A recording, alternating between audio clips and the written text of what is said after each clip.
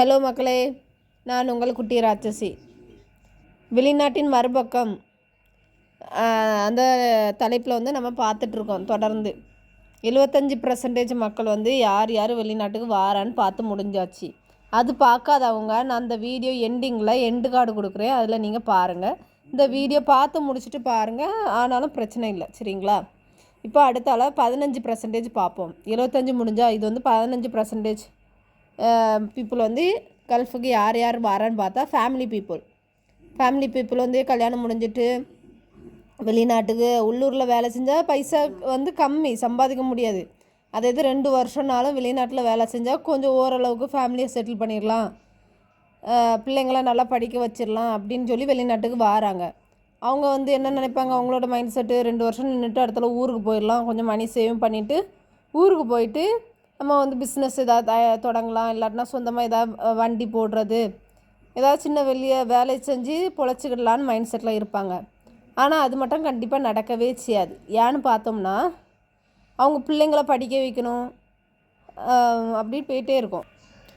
இந்த ஃபேமிலி பீப்புளில் இருக்கிறதுலே ரொம்ப கொடுமையான ஒரு வழி எது தெரியுமா? அவங்க மேரேஜ் முடிஞ்சு கொஞ்சம் ஒரு 3 மாதம் 4 மாதம் ஊரில் இருந்துட்டு இங்கே வெளிநாடுன்னு சொல்லி வந்துடுவாங்க. அங்கே ஊரில் உள்ளவங்க என்னது கன்சியூவாக இருப்பாங்க. அது வந்து நம்மளுக்கு வந்து ஒரு சந்தோஷம் தான், பிள்ளை வரப்போகுது நம்ம வாரிசுன்னு. ஆனால் அந்த வாரிசு வந்ததுக்கப்புறம் தினமும் கஷ்டமாக இருக்கும். அந்த பிள்ளை சிரிக்கிறது, அம்மா அப்பா அப்படின்னு சொல்கிறதுலாம் அந்த வீடியோ கால்லையே தான் லைஃப் வந்து ஓடும். ஃபேமிலி பீப்புளோட லைஃபு உண்மையில் ரொம்ப கஷ்டமாக இருக்கும். அதை நினைக்கும் போச்சு எத்தனையோ பேர் அந்த கஷ்டத்தை வந்து அனுபவிச்சிருப்பாங்க, இப்பவும் அனுபவிச்சுட்டு தான் இருக்காங்க. அதை வந்து யாராலையும் மாற்ற முடியலை. என்ன பண்ணுறது, நம்ம ஃபேமிலிக்காண்டி வாரோம் அப்படிங்கிறது தான்.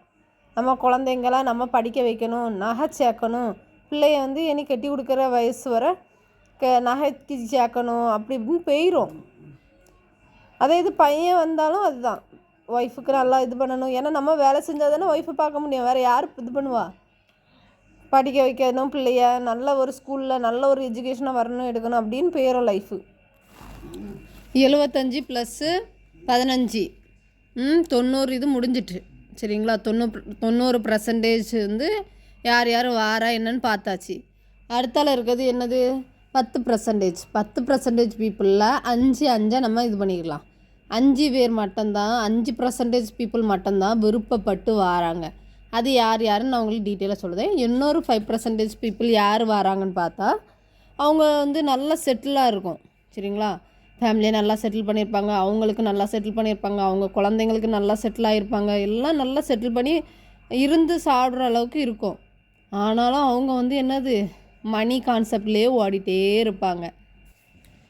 வெளிநாட்டு பெண்களும் இப்போ நிறைய பேர் போக ஆரம்பிச்சிட்டாங்க. நல்ல நல்ல ஜாபுக்கும் போகிறாங்க. அவங்க என்ன படிச்சிருக்காங்க அதுக்கேற்றாப்புல போகிறாங்க. அவங்க படிக்காட்டினா அதுக்கேற்றாப்புல வீட்டு வேலைக்கு இல்லை, அங்கே வந்து வெளிநாட்டில் வந்து குழந்தைங்கள பார்க்குறதுக்கு, பெரியவங்கள பார்க்குறதுக்கு, வேறு எப்படி சொல்லலாம், இந்த ஹோம் நர்சிங் அப்படிலாம் நிறைய பேர் போக ஆரம்பிச்சிட்டாங்க. ஃபேமிலிக்காண்டின்னு சொல்லி நிறைய பேர் இப்போ வந்து போக ஆரம்பிச்சிட்டாங்க. இதே மாதிரி வீடியோ இன்னும் நிறைய பார்க்கணுன்னா என்னோடய சேனலை சப்ஸ்கிரைப் பண்ணி வச்சுடுங்க. அப்போ தான் நான் போடுற வீடியோ உங்களுக்கு நோட்டிஃபிகேஷனாக வரும். பிடிச்சிருந்தால் லைக் பண்ணுங்கள், கமெண்ட் பண்ணுங்கள்.